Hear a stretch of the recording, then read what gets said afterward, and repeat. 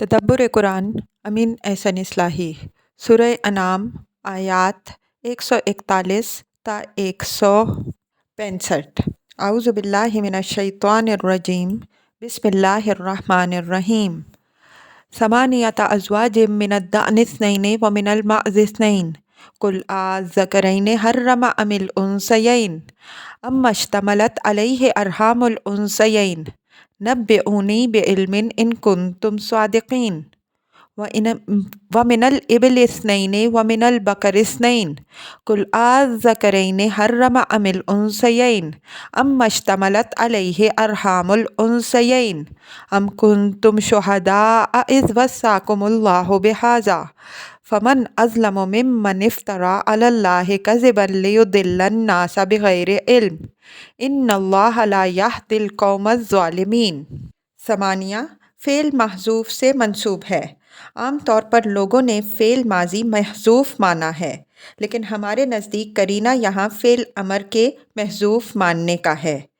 जुमला की वजाहत से इस करीना की वजाहत हो जाएगी।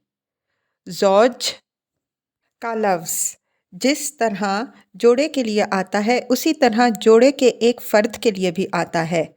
अरबी अदब और कुरान दोनों में इसकी नज़ीरें मौजूद हैं। पालतू चौपायों में से जो गोश्त या दूध वग़ैरह के लिए अरब में पाले जाते थे, चार मारूफ थे। छोटे चौपायों में भेड़ बकरी, बड़े चौपायों में ऊँट गाय।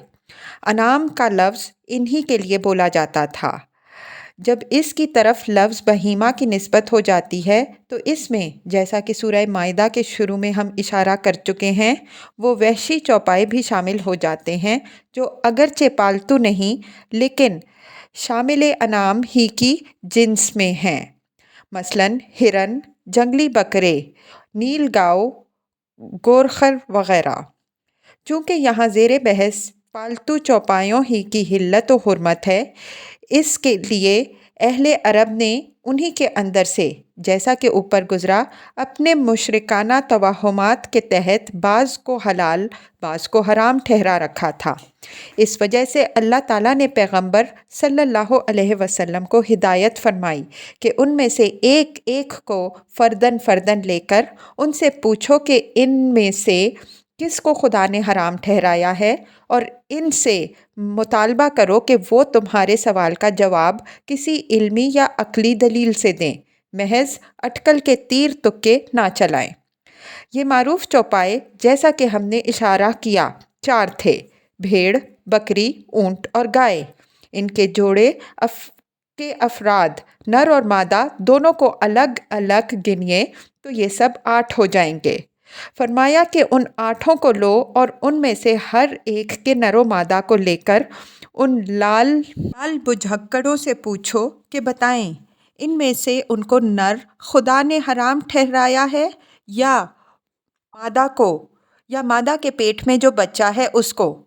मतलब यह है कि जब असलन ये जानवर, उनके नरो मादा दोनों पेट के बच्चे समेत हलाल हैं, उनमें से किसी की हुर्मत का दावा ये नहीं कर सकते, तो फिर उन्हीं के बाज़ अज्जा पर ये हुर्मत कहाँ से तारी हो जाती है कि बाज़ का खाना नाजायज़ हो जाता है, बाज़ पर सवारी हराम हो जाती है, बाज़ को सिर्फ़ मर्द ही खा सकते हैं और बाज़ को मखसूस हालात पैदा हो जाने के बाद दोनों खा सकते हैं।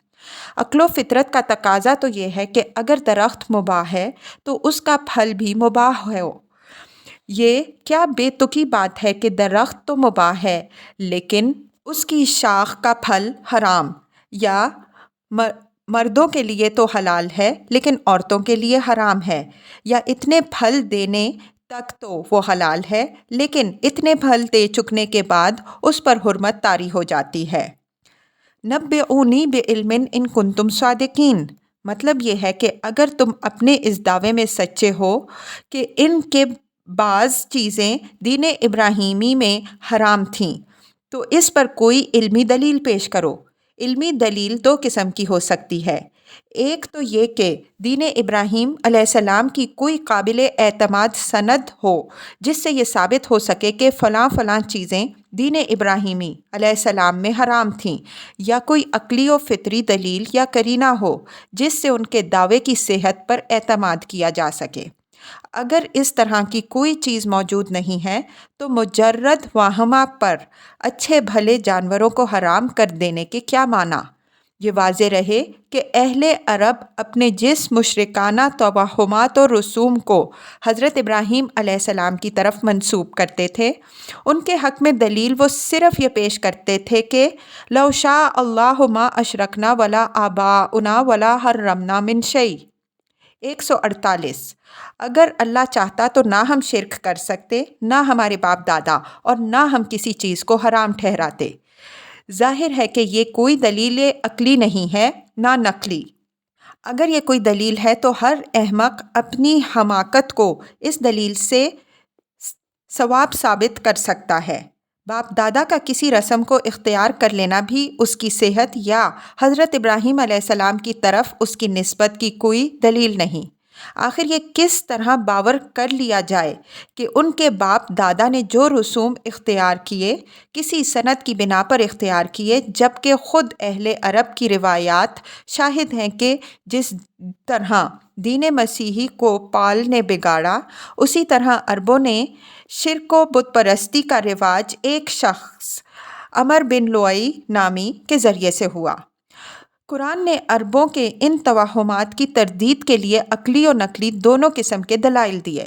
ایک طرف تو اس نے حضرت ابراہیم علیہ السلام کی زندگی کا وہ سارا تحریری ریکارڈ پیش کیا جو تورات کے صحیفوں میں موجود تھا، جس کا ایک ایک حرف شاہد ہے کہ حضرت ابراہیم علیہ السلام کو نہ صرف یہ کہ شرک اور مشرکانہ رسوم سے کوئی تعلق نہیں تھا، بلکہ انہوں نے اپنے ایک ایک قول اور ایک ایک عمل سے شرک کے ایک ایک جرثومہ کا قلع کما کیا۔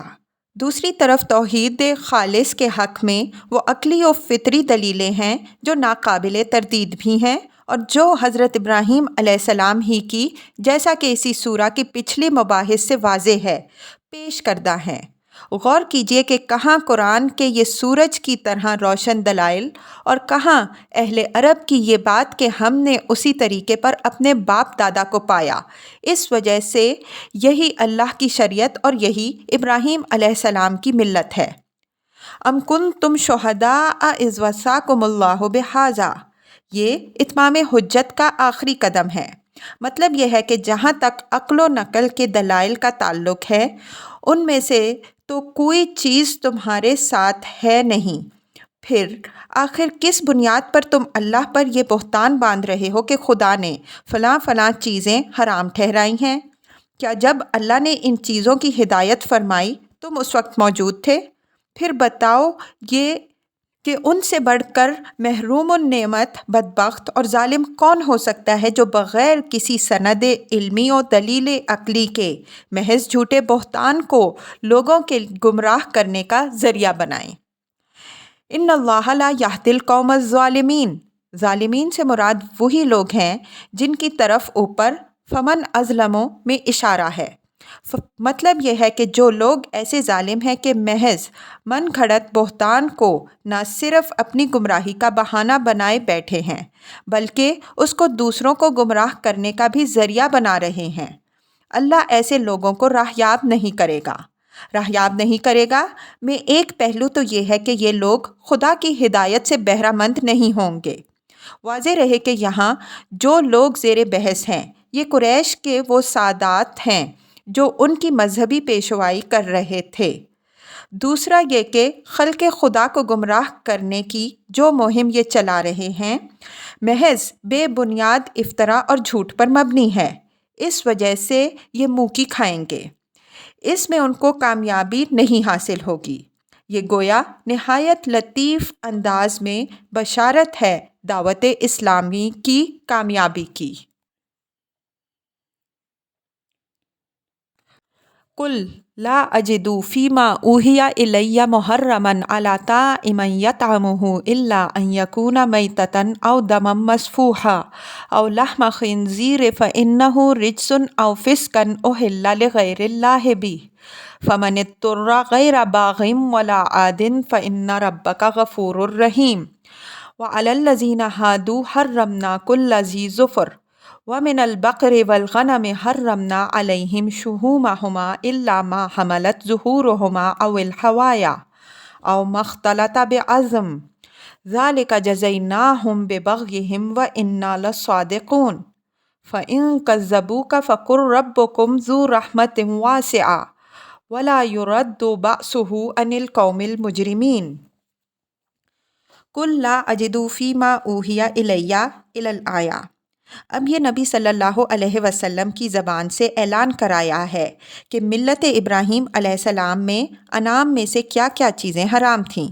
اوپر کے مباحث سے یہ بات واضح ہے کہ یہاں مشرکین عرب کے ساتھ جو بحث چل رہی ہے وہ ملت ابراہیم ہی سے متعلق ہے، اور یہ بحث بھی خاص کر چوپایوں سے متعلق ہے، اس لیے کہ انہی میں سے بعض کو انہوں نے، جیسا کہ اوپر بیان سے واضح ہے، اپنے مشرکانہ توہمات کے تحت حرام ٹھہرا رکھا تھا۔ موقع و محل کی یہ خصوصیت مقتضی ہے کہ اس اعلان کو اس مخصوص زاویے ہی سے دیکھا جائے۔ جن لوگوں نے اس مخصوص موقع و محل سے ہٹا کر اس کو اسلام کے عام ضابطۂ حلت و حرمت کی حیثیت دے دی ہے، وہ اپنی اس غلط فہمی کے سبب سے خود بھی الجھن میں پڑے ہیں اور دوسروں کو بھی الجھن میں ڈالنے کا سبب بنے ہیں۔ اس لیے کہ اسلام میں صرف وہی چیزیں حرام نہیں ہیں جو آیت میں مذکور ہیں، بلکہ ان کے علاوہ چیزیں بھی حرام ہیں، مثلاً درندے اور شکاری پرندے وغیرہ۔ اور اسلام ہی میں نہیں بلکہ خود ملت ابراہیم علیہ السلام میں بھی ان کے علاوہ وہ چیزیں حرام تھیں، لیکن یہاں چونکہ زیر بحث مسئلہ سیاق و سباق سے واضح ہے، انعام ہی کا تھا، اس وجہ سے ان کے باب میں یہ وضاحت فرما دی کہ مشرکین نے جو چیزیں حرام ٹھہرا رکھی ہیں یہ محض من گھڑت ہیں۔ ملت ابراہیم علیہ السلام میں چوپایوں کی حلت و حرمت سے متعلق جو وحی مجھ پر آنی ہے اس میں ان من گھڑت حرمتوں کا کوئی وجود نہیں ہے۔ اَلَا طَاعِمًا يَطْعَمُهُ، کسی کھانے والے پر جو اس کو کھائے، کہ اسلوب میں جو تعمیم ہے اس سے مشرکین کے ان توہمات کی تردید ہو رہی ہے جو بعض مخصوص قربانیوں اور جانوروں سے متعلق وہ رکھتے تھے کہ ان کو خاص خاص لوگ ہی کھا سکتے تھے، ہر شخص ان کو ہاتھ نہیں لگا سکتا تھا۔ بعض جانوروں کے گوشت مرد ہی کھا سکتے تھے، عورتوں کے لیے ان کا کھانا حرام تھا۔ قرآن کے ان الفاظ نے یہ واضح فرما دیا کہ جیسا ان کی یہ مشرکانہ قربانیاں بے اصل اور بے سند ہیں، اسی طرح ان کے کھانے کے بارے میں ان کی یہ تفریق و تقسیم بھی محض ان کی واہمہ کی خلاقی ہے، ملت ابراہیم علیہ السلام سے اس کا کوئی تعلق نہیں ہے۔ اس آیت میں 4 چیزوں کی حرمت کا ذکر ہے: مردار، بہایا ہوا خون، سور کا گوشت اور وہ جانور جس کو غیر اللہ کے نام پر ذبح کیا گیا ہو۔ ان میں سے سابق الذکر 3 چیزوں کی حرمت ان کی ظاہری نجاست کی بنا پر ہے۔ ان کے ذکر کے بعد فرمایا فَإِنَّهُ رِجْسٌ، ہمارے نزدیک اس کا تعلق مذکورہ تینوں ہی چیزوں سے ہے۔ ضمیر جب اس طرح واحد آتی ہے تو بعض اوقات جیسا کہ ہم آیت 141 کے تحت ذکر کر چکے ہیں، وہ سابق الذکر ساری ہی چیزوں پر حاوی ہو جاتی ہے، گویا وہ ایک ایک چیز کی طرف فرداً فرداً لوٹتی ہے۔ آخری چیز کی حرمت باطنی نجاست کی بنا پر ہے۔ غیر اللہ کے نام پر ذبح کرنا شرک ہے، اور شرک عقائدی نجاست ہے۔ اس وجہ سے جس چیز کو شرک کی چھوت لگ جاتی ہے وہ بھی نجس ہو جاتی ہے۔ اس عقائدی نجاست کو یہاں فسق کے لفظ سے تعبیر فرمایا ہے۔ اس سے معلوم ہوا کہ ملت ابراہیم علیہ السلام میں اشیاء کی حلت و حرمت محض حکمی نہیں بلکہ فطری اور عقلی بھی ہے۔ مذکورہ حرمتوں پر بھی اور اس کے ساتھ صورت اضطرار میں بھی جو استثناء ہے اس پر بھی ہم ایک سے زیادہ مقامات پر بحث کر چکے ہیں، اس وجہ سے یہاں زیادہ تفصیل میں جانے کی ضرورت باقی نہیں رہی۔ یہاں حلت و حرمت سے متعلق یہ بنیادی اصول ذہن میں رہے کہ ملت ابراہیم علیہ السلام میں تمام طیبات حلال تھیں، حرام صرف خبائث تھی۔ عام اس سے کہ یہ خبائث ظاہری ہو یا باطنی۔ یہی بنیادی اصول اسلام میں بھی ملحوظ ہے، اس لیے کہ اسلام، جیسا کہ پچھلی صورتوں میں واضح ہو چکا ہے، یہودیت و نصرانیت کے برعکس ملت ابراہیم علیہ السلام پر مبنی ہے۔ آگے ہم اسلام کے اصول حلت و حرمت کی وضاحت کریں گے۔ وَعَلَى الَّذِينَ هَادُوا حَرَّمْنَا كُلَّ ذِي ظُفُرٍ إِلَى الْآيَةِ۔ ملت ابراہیم علیہ السلام کے بعد اب یہ ملت یہود کا ذکر فرمایا کہ ان کے اوپر بے شک بعض طیبات حرام کر دی گئی تھیں، مثلاً تمام ناخنوں والے جانور اور گائے بکری وغیرہ کی چربی، لیکن یہ حرام کرنا اس لیے نہیں تھا کہ فی نفسی ہی یہ چیزیں قابل حرمت تھیں، بلکہ یہ ان کی سرکشی کی سزا کے طور پر ان پر حرام کی گئی تھیں۔ مطلب یہ ہے کہ اب ملت اسلام میں یہ حرمتیں باقی نہیں رہیں، بلکہ تمام طیب چیزیں اس میں مباح کر دی گئی ہیں، اور یہود پر جو قیدیں اور پابندیاں، اصرار و اغلال عائد کی گئی تھیں، وہ جیسا کہ ان سے وعدہ کیا گیا تھا خاتم الانبیاء صلی اللہ علیہ وسلم کی بعثت کے بعد اٹھا لی گئیں۔ یہود پر ہر ناخنوں والے جانور اور چربی کی حرمت کا یہاں جو ذکر ہے، اس کی وضاحت کے لیے ہم تورات کے بعض حوالے پیش کرتے ہیں۔ پہلی چربی کی حرمت کے مسئلے کو لیجئے۔ اور خداوند نے موسیٰ سے کہا، بنی اسرائیل سے کہہ، تم لوگ نہ تو بیل کی، نہ بھیڑ کی اور نہ بکری کی کچھ چربی کھانا، جو جانور خود بخود مر گیا ہو اور جس کو درندوں نے پھاڑا ہو، ان کی چربی اور کام میں لاؤ تو لاؤ، پر تم کسی حال میں نہ کھانا، کیونکہ جو کوئی ایسے چوپائے کی چربی کھائے جسے لوگ آتشی قربانی کے طور پر خداوند کے حضور پر چڑھاتے ہیں، وہ کھانے والا آدمی اپنے لوگوں میں سے کاٹ ڈالا جائے۔ احبار باب 7 آیات 22 تا 25۔ دوسرے مقام میں چربی کی ان تمام قسموں کی تفصیل بھی ہے جو ان کے لیے حرام ٹھہرائی گئیں۔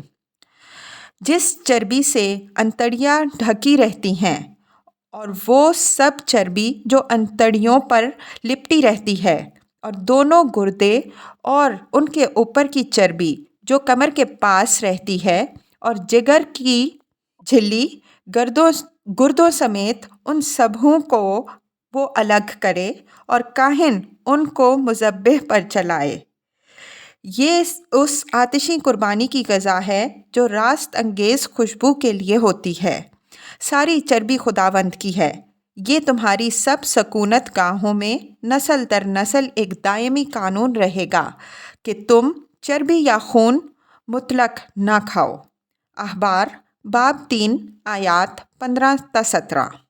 قرآن کے الفاظ سے معلوم ہوتا ہے کہ جو چربی گوشت کے جزو کی حیثیت رکھتی ہو، کمر یا آنتوں یا ہڈیوں میں اس طرح شامل ہو کہ اس کو بآسانی الگ نہ کیا جا سکے، اس کے سوا تمام چربی بنی اسرائیل پر حرام تھی۔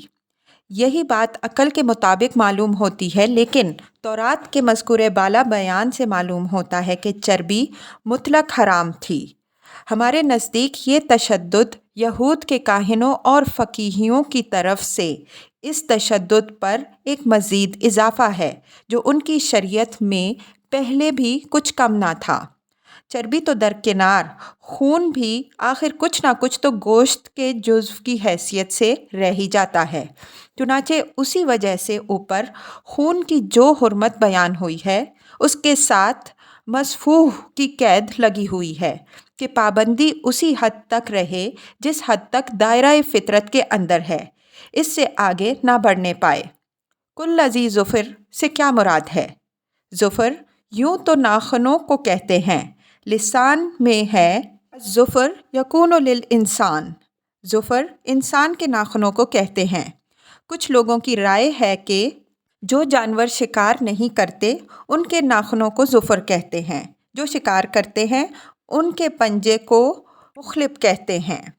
تورات کے مطالعے سے حرام و حلال کی جو تفصیل سامنے آتی ہے، اس سے معلوم ہوتا ہے کہ یہود کے ہاں چوپایوں میں سے صرف وہ چوپائے حلال تھے جن کے پاؤں چرے ہوئے تھے، اور وہ جو گالی بھی کرتے تھے، جن کے اندر ان میں سے کوئی ایک شرط بھی مفقود ہو، وہ ان کے ہاں حرام ہے۔ چنانچہ اونٹ، صافان اور خرگوش اور وہ تمام جانور جن کے پاؤں چرے ہوئے نہیں ہیں یہود کے ہاں حرام ہیں۔ اس روشنی میں ذی ظفر کا مفہوم متعین کیا جائے تو اس سے مراد وہ جانور ہوں گے جن کے پاؤں چرے ہوئے نہیں ہیں بلکہ سم کی شکل میں وہ بند اور ان کے سامنے کے حصے پر ناخن ہیں۔ یہود پر اس طرح کے تمام جانور، جیسا کہ کل کے لفظ سے معلوم ہوتا ہے، علی الاطلاق حرام تھے۔ اس وجہ سے ان پر بعض وہ جانور بھی حرام ہو گئے جو ملت ابراہیم علیہ السلام میں جائز تھے، مثلاً اونٹ اور خرگوش وغیرہ۔ ذالک جزیناہم ببغیہم وإنا لصادقون، یعنی ناخنوں والے جانوروں اور چربی کی علی الاطلاق حرمت بنی اسرائیل پر اس وجہ سے نہیں تھی کہ فی نفسی ہی ان چیزوں کے اندر حرمت کی کوئی علت موجود ہے، بلکہ ان کی حرمت میں اصل دخل بنی اسرائیل کے فساد مزاج کو تھا۔ جس طرح ایک طبیب بسا اوقات کسی مریض کو ایک جائز اور طیب چیز کے استعمال سے بھی روک دیتا ہے کہ اس سے اس کی صحت جسمانی کو کوئی ضرر کا اندیشہ ہوتا ہے، اسی طرح اللہ تعالیٰ نے بنی اسرائیل کے اخلاقی فساد کے سبب سے سزا کے طور پر بہت سی جائز چیزیں بھی ان پر حرام ٹھہرا دیں۔ اس اخلاقی فساد کو قرآن نے بغی کے لفظ سے تعبیر فرمایا ہے، جس کے معنی سرکشی کے ہیں۔ بنی اسرائیل کی اس سرکشی کا ذکر تورات اور انبیاء علیہم السلام کے صحیفوں میں اس کثرت سے آیا ہے کہ آدمی پڑھتے پڑھتے اکتا جاتا ہے۔ شریعت کا کوئی حکم ایسا نہیں ہے جس کو انہوں نے بخوشی قبول کیا ہو۔ جو حکم بھی ان کو دیا گیا، اول تو انہوں نے اپنے سوال در سوال کی کثرت ہی سے اس کو نہایت بوجھل بنا دیا، جس کی ایک مثال سورہ بقرہ میں گائے کے قصے میں گزر چکی ہے۔ پھر اس کو مانا بھی تو اس سے گریز و فرار کی اتنی راہیں ڈھونڈ ڈھونڈ کے نکالنی کہ عملاً وہ حکم ان کے لیے بالکل بے اثر ہو کے رہ گیا۔ ان کے اس فرار پسندانہ اور باغیانہ مزاج کا اثر قدرتی طور پر ان کی شریعت پر بھی پڑا۔ جس طرح کسی سرکش جانور کا مالک اس کو سخت بندھنوں کے اندر رکھنے پر مجبور ہوتا ہے یا سرکش رعایا کا حکمران سخت قوانین نافذ کرتا ہے، اسی طرح اللہ تعالیٰ نے ان سرکشوں کو نہایت سخت قوانین میں باندھا جن کو قرآن میں اسرار و اغلال یعنی بندھن اور طوق سے تعبیر فرمایا گیا ہے۔ تورات میں اسرائیلی شریعت کے احکام پڑھیے تو کلیجہ منہ کو آتا ہے۔ دوسری چیزوں سے قطع نظر صرف طہارت ہی کے احکام پڑھیے اور دیکھیے کہ حیض، نفاس، جنابت اور بعض بیماریاں مثلاً جریاں اور برص وغیرہ لاحق ہو جانے کی صورت میں ان کو کیا کیا پاپڑ بیلنے پڑتے تھے، تو آدمی کا رواں رواں اس رب کا شکر گزار ہوتا ہے جس نے ہمیں ملت اسلام کی ہدایت بخشی، جو ان تمام غیر فطری بندشوں اور پابندیوں سے پاک ہے۔ کھانے پینے کے باب میں بھی صرف وہی بندشیں نہیں تھیں جو بیان ہوئیں، یہ بندشیں تو صرف چوپایوں کی حلت و حرمت کے متعلق بیان ہوئی ہیں۔ اس سے زیادہ پابندی ان پر دریائے جانوروں کے معاملے میں تھی۔ احبار باب 11 سے معلوم ہوتا ہے کہ دریائی جانوروں میں سے جن کے پر اور چھلکے ہیں وہ ان کے ہاں جائز تھے، باقی سب حرام تھے۔ اسی طرح پرندوں میں سے صرف شکاری پرندے ہی حرام نہیں تھے بلکہ قازیں، بطھ اور بگلے وغیرہ بھی حرام تھے۔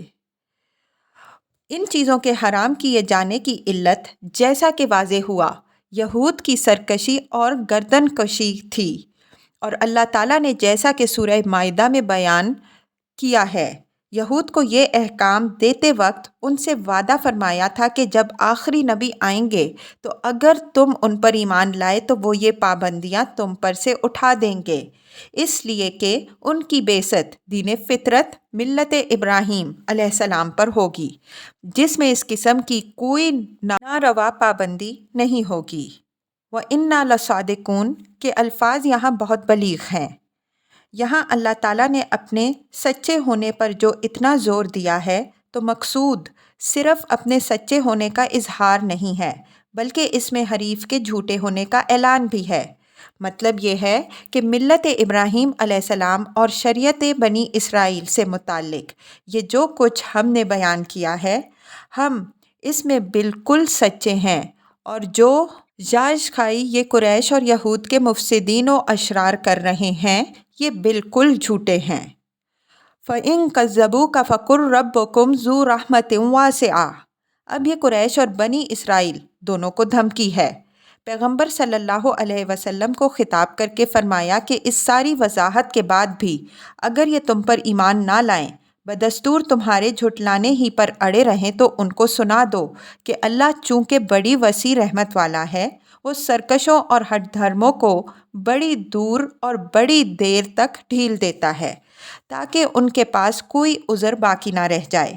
اس وجہ سے وہ تمہیں ڈھیل پر ڈھیل دے رہا ہے۔ اس ڈھیل سے مغرور نہ ہو جاؤ، ڈھیل بہرحال ڈھیل ہے۔ اس سے اللہ کی پکڑ کچھ پیچھے تو بے شک ہو جاتی ہے، لیکن اس سے اس کی وہ سنت باطل نہیں ہو جاتی جو مجرموں کی پکڑ کے لیے اس نے ٹھہرا رکھی ہے۔ جب اس کی اس سنت کے ظہور کا وقت آ جائے گا تو وہ کسی کے ٹالے نہیں ٹل سکے گی۔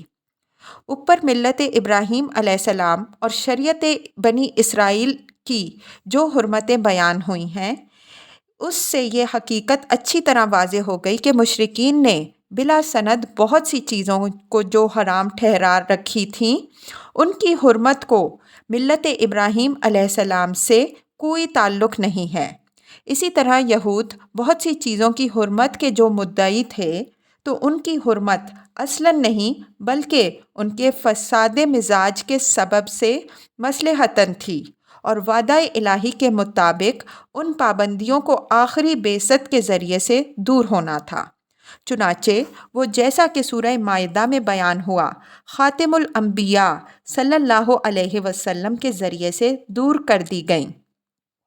اب اس ملت میں حرام وہی چیزیں ہیں جو عقل و فطرت کی روح سے حرام ہونی چاہیے۔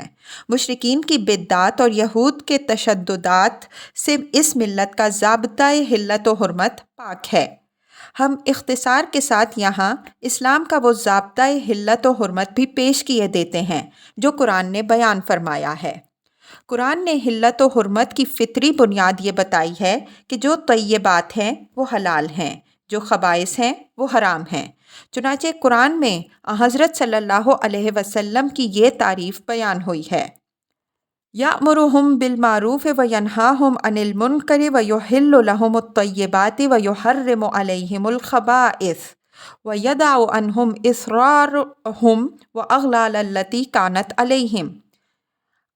اعراف 57۔ وہ ان کو حکم دیتا ہے معروف کا اور روکتا ہے منکر سے، اور ان کے لیے جائز کرتا ہے پاکیزہ چیزیں اور حرام ٹھہراتا ہے ناپاک چیزیں، اور ان سے دور کرتا ہے وہ بوجھ اور وہ پابندیاں جو ان پر اب تک تھیں۔ طیبات سے مراد ظاہر ہے کہ وہ چیزیں ہیں جو اپنے مزاج، اپنی سرشت اور انسان کے اوپر اپنے اثرات کے اعتبار سے پاکیزہ، معتدل، صحت بخش اور نافع ہیں۔ خبیثات سے مراد اس کے برعکس وہ چیزیں ہیں جو اپنے مزاج، اپنی جبلت اور انسان کے مزاج و طبیعت پر اپنے اثرات کے لحاظ سے مضر، انحراف انگیز اور مفسد ہیں۔ ان دونوں چیزوں کے اندر مذکورہ صفات کے اعتبار سے تفاوت درجات اور فرق مراتب ہوتا ہے۔ کوئی چیز زیادہ طیب ہوتی ہے، کوئی چیز کم۔ اسی طرح کوئی چیز زیادہ خبیث ہوتی ہے، کوئی کم۔ اس فرق مراتب کا اثر لازماً اس سے متعلق حکم پر بھی پڑتا ہے۔ مثلاً ایک چیز حرام کر دی جاتی ہے، دوسری چیز کراہت کے درجے ہی میں رہتی ہے۔ اس طرح بعض حالات میں یہ بھی ہوتا ہے کہ ایک چیز کے اندر بجائے خود تو کوئی خرابی نہیں ہوتی، لیکن کسی خارجی سبب سے اس کو کوئی خرابی لاحق ہو جاتی ہے اور وہ خبیث بن جاتی ہے۔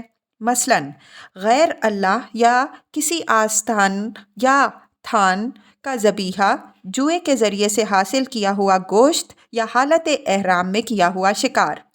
یہ خیال صحیح نہیں ہے کہ اشیاء کے درمیان خبیث و طیب کا فرق محض ایک امر اضافی ہے۔ اس کی کوئی فطری یا عقلی اور اخلاقی بنیاد نہیں ہے۔ ایک ہی چیز ایک قوم کے نزدیک حلال و طیب ہوتی ہے، وہی چیز دوسری قوم کے نزدیک خبیث و حرام قرار پاتی ہے۔ ایسا سمجھنا صریح سوفسطائیت ہے۔ یہ کہنا در حقیقت دوسرے الفاظ میں یہ کہنا ہے کہ حق و باطل، عدل و ظلم اور خیر و شر بھی محض اضافی امور ہیں، ان کی کوئی عقلی و فطری بنیاد نہیں ہے۔ اس مغالطے پر انشاءاللہ ہم کسی موضوع مقام پر تفصیل کے ساتھ بحث کریں گے۔ اسی طیب و خبیث کو معیار بنا کر اسلام نے چوپایوں میں سے جو تمام چوپائے حلال ٹھہرائے جو انعام میں سے ہیں یا وحشی جانوروں میں سے انعام کے حکم میں داخل ہیں۔ مائدہ کے شروع میں احلت لکم بہیمۃ الانعام کے الفاظ آئے ہیں، اور وہاں ہم واضح کر چکے ہیں کہ انعام کا لفظ اونٹ، گائے، بھیڑ، بکری کے لیے معروف تھا۔ اس کی طرف بہیمہ کی اضافت نے اس میں وسعت پیدا کر دی اور وہ سارے جانور بھی اس میں شامل ہو گئے جو انعام کی جنس سے تعلق رکھنے والے ہیں، عام اس سے کہ وہ پالتو ہیں یا وحشی، مثلاً بھینس، دمبے، نیل گاؤ، ہرن وغیرہ۔ البتہ وہ جانور اس سے نکل جائیں گے جو درندوں کے حکم میں داخل ہیں، اس لیے کہ وہ بہیمۃ الانعام کے تحت نہیں آتے، مثلاً شیر، ریچھ، بھیڑیے، کتے وغیرہ۔ چنانچہ نبی صلی اللہ علیہ وسلم نے درندہ جانوروں کو حرام قرار دیا۔ اسی طرح مردار، خنزیر، بہایا ہوا خون اور غیر اللہ کے نام یا تھان اور آستان کا ذبیحہ بھی حرام ہے، اس لیے کہ ان میں نجاست و خباثت ہے، بعض کے اندر ظاہری نجاست ہے اور بعض کے اندر عقلی۔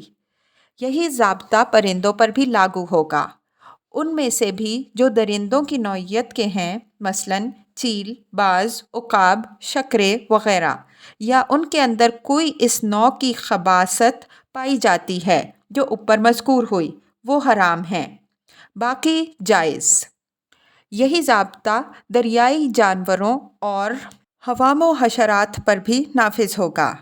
ان میں سے بھی خبیث و طیب کے اسی اصول کو سامنے رکھ کر فرق کیا جائے گا جو اوپر مذکور ہوا۔ اسی ضابطے پر وہ چیزیں بھی پرکھی جائیں گی جو نباتات میں سے ہیں یا نباتات کی ترکیب و تحلیل سے پیدا ہوتی ہیں، مثلاً شراب خواہ کسی چیز سے تیار کی جائے حرام ہے، اس لیے کہ اس میں عقلی و اخلاقی خبائث ہے۔ اسلام میں حلت و حرمت کا اصل ضابطہ یہی ہے۔ اس ضابطے کی روشنی میں حلال بین اور حرام بین کا متعین کر لینا کچھ مشکل نہیں ہے، لیکن نہ دنیا میں چوپایوں کی کوئی حد ہے، نہ پرندوں کی اور نہ دریائی جانوروں کی۔ اس وجہ سے بہت سی چیزوں کے بارے میں اختلاف بھی ہو سکتا ہے، چنانچہ ہمارے فقہاء نے مختلف چیزوں کے بارے میں اختلاف بھی کیا ہے۔ یہ اختلاف فقہ کی کتابوں میں تفصیل سے مذکور ہوا ہے۔ بعض لوگ بعض چیزوں کو درندوں میں داخل کرتے ہیں، بعض داخل نہیں کرتے۔ اسی طرح بعض چیزوں کو بعض فقہاء خبیث قرار دیتے ہیں، بعض ان کو خبیث قرار نہیں دیتے۔ ہمارے نزدیک اس باب میں حنفیہ کا مسلک قرآن کے بیان کردہ اصول حلت و حرمت سے زیادہ موافق ہے، لیکن اس طرح کے مسائل میں جن کے اندر اختلاف کی گنجائش ہے، صحیح طریقہ یہ ہے کہ آدمی ان کو متشابہات کے درجے میں رکھے، یعنی ان سے احتراز کرے اگر اس کے نزدیک احتراز کا پہلو رائج ہے، لیکن دوسرے کو مرتکب حرام قرار نہ دے۔ حدیثوں میں گوہ کے باب میں حضور صلی اللہ علیہ وسلم کا جو ارشاد نقل ہے وہ اس طرح کے مسائل کا بہترین حل دیتا ہے۔ البتہ ایک تنبیہ یہاں ضروری ہے۔ بعض صحابہ رضی اللہ عنہم اجمعین کے متعلق بعض کتابوں میں یہ نقل ہوا ہے کہ وہ اسلام میں صرف وہی 4 چیزیں حرام مانتے تھے جو اوپر قُلْ لَا أَجِدُ فِي مَا أُوحِیَ إِلَیَّ والی آیت میں مذکور ہے۔ یہ بات کسی طرح بھی صحیح معلوم نہیں ہوتی۔ اس کے نقل میں راویوں سے تسامح ہوا ہے۔ صحابہ رضی اللہ عنہم اجمعین میں سے کسی کی طرف اس بات کی نسبت بعید از عقل ہے۔ ان میں سے کسی نے اگر کہی ہوگی تو یہ بات کہی ہوگی کہ ملت ابراہیم علیہ السلام میں بس یہی 4 چیزیں چوپایوں میں سے حرام تھیں۔ یہ بات کہنے کا ایک محل ہے جس کی وضاحت ہم اوپر کر چکے ہیں۔ معلوم ہوتا ہے کہ اسی بات کو غلط فہمی کی بنا پر راوی نے یہ شکل دے دی کہ وہ اسلام میں بس یہی 4 چیزیں حرام مانتے ہیں۔